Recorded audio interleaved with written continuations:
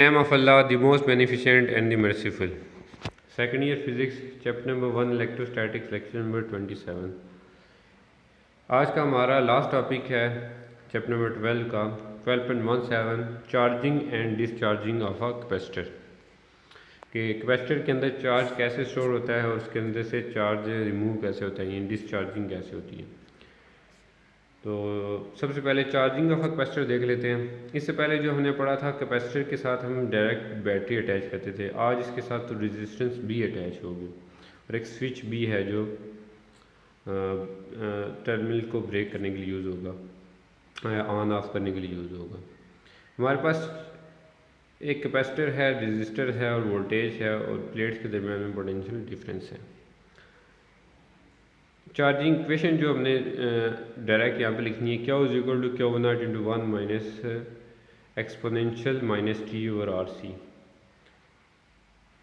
अब जो T over R C है ये टाइम कांस्टेंट है basically.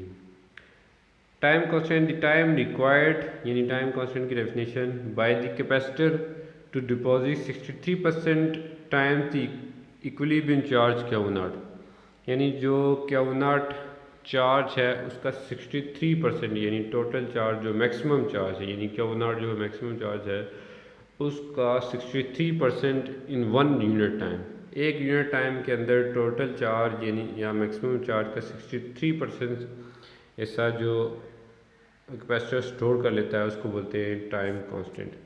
Time constant is equal to T is equal to R C. अब जो टी है ये 1 यूनिट टाइम है, इसकी जगह हम लिख सकते हैं 1 T is equal to R C, यानी 1 यूनिट टाइम जो है वो आर सी के इक्वल होता है, यानी टाइम कांस्टेंट के इक्वल होता है। अब इसको एक्सप्लेन कर लेते हैं कि T is equal to R C, अगर ये आर सी फैक्टर स्मॉल होगा तो चार्जिंग प्रोसेस फास्ट होगा। T is equal to R C अगर ये लार्ज होगा तो चार्जिंग प्रोसेस स्लो होगा। इसको ग्राफ में देख लेते हैं। 1 यूनिट टाइम जो है टाइम कांस्टेंट वो 63% होगा, यानी 0.63 होगा। अब चार्ज के दरमियान में और टाइम के दरमियान में हम एक ग्राफ ड्रॉ करते हैं।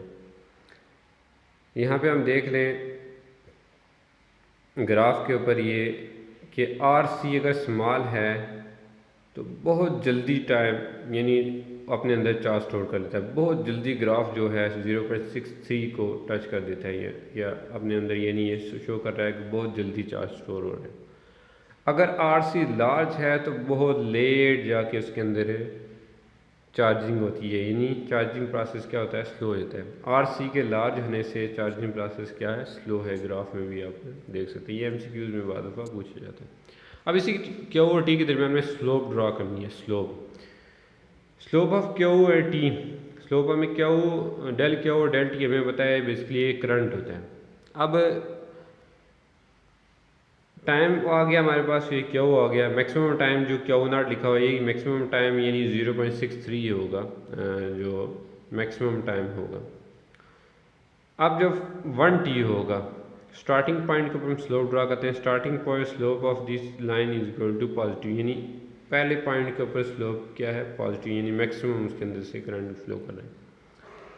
अब जब 1 टी, अब आपने ये चीज़ें वैल्यू कैसे याद रखनी है कि आपके पास जो यहाँ पे इक्वेशन है क्या इज इक्वल टू क्या 1 into 1 minus exponential minus T और आर सी।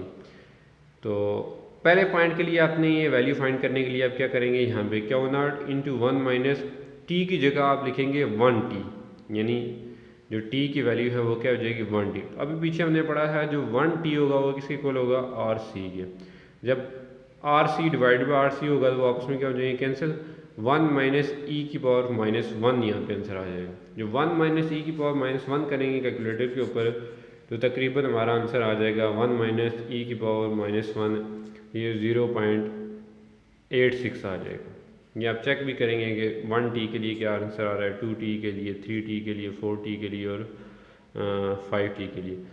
तो इसी तरह फिर 2 टी के लिए करेंगे तो हमारे पास आंसर इस तरह आ जाएगा 1 माइनस एक्सपोनेंशियल ई की पावर माइनस 2 टी और आर सी। फिर टी की वैल्यू पुट करेंगे, आर सी कैंसिल हो जाएगा, 1 माइनस आपके पास आंसर जो आ जाएगा।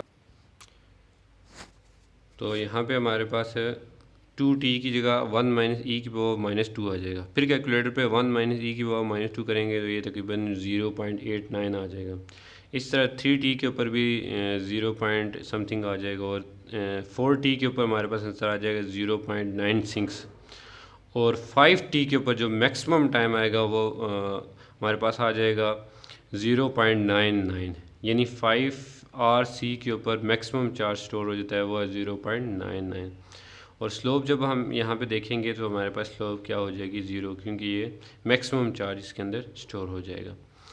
अब discharging of a capacitor, discharging of capacitor के लिए आप इक्वेशन देखें, Q is equal to Q not E minus exponential यानी -t और आर सी। तो डिस्चार्जिंग के लिए जब देखते हैं तो यहाँ पे जो हमारे पास है आपके पास चार्ज है पॉजिटिव, वो वापस नेगेटिव प्लेट पे आता है, और नेगेटिव वाला वापस है अपनी ओरिजिनल जगह पे आ जाता है। तो हमारे पास जो आर की वैल्यू है वो हम यानी रेजिस्टेंस हमारे पास होगा। तो सबसे पहले देख लेते हैं t इज़ इक्वल टू 0, तो क्यू की वैल्यू जो होगी क्यू नॉट आ जाएगी जब यहाँ पे पुट करेंगे।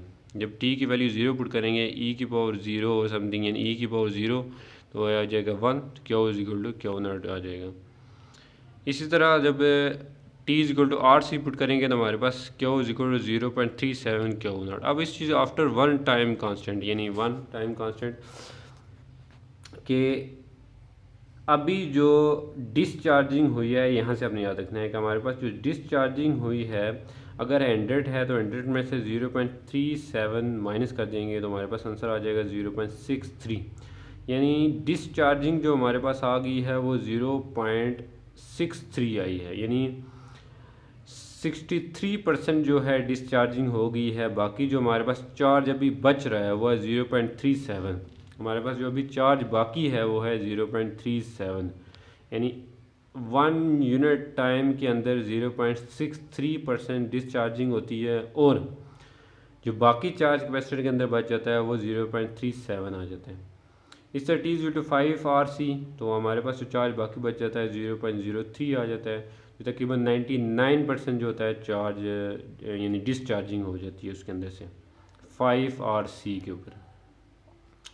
अब इस चीज़ के ग्राफ को हम देखते हैं। जब ग्राफ को इस वैल्यू में देख रहे हैं, स्लोप डेल क्यू और डेल टी यानी चार्ज और टाइम के लिहाज से करेंगे तो बेसिकली वो करंट बन जाएगा। तो यहाँ पे देख रहे हैं आर सी रैपिड डिस्चार्जिंग, यानी जब हम स्लोप ड्रा कर रहे हैं तो आर सी की जो वैल्यू है वो अगर स्मॉल होगी तो बहुत जल्द डिस्चार्जिंग हो जाएगी। आर सी की वैल्यू जितनी कम होगी रैपिड यानी बहुत जल्दी डिस्चार्जिंग होगी, और इसी तरह जब आर सी की वैल्यू ग्रेटर होती जाएगी तो बहुत स्लोली डिस्चार्जिंग होगी। जैसे कि पीछे वाले ग्राफ में भी हमने यहाँ पे डिस्चार्ज किया था डिस्कस, वहाँ पे हमने आर सी की वैल्यू जब स्मॉल होगी तो बहुत जल्द उसके अंदर चार्जिंग होगी, जबकि यहाँ पे आर सी की वैल्यू जब बहुत स्मॉल होगी तो बहुत जल्द डिस्चार्जिंग भी होगी, और स्लोप की वैल्यू जो हमारे पास यहाँ पे आ रही है वो नेगेटिव होगी यहाँ तो। और जब डिस्चार्जिंग हो जाएगी सारी की सारी तो स्लोप अप्रॉक्सीमेटली इक्वल टू 0 हो जाएगी। Okay, thank you.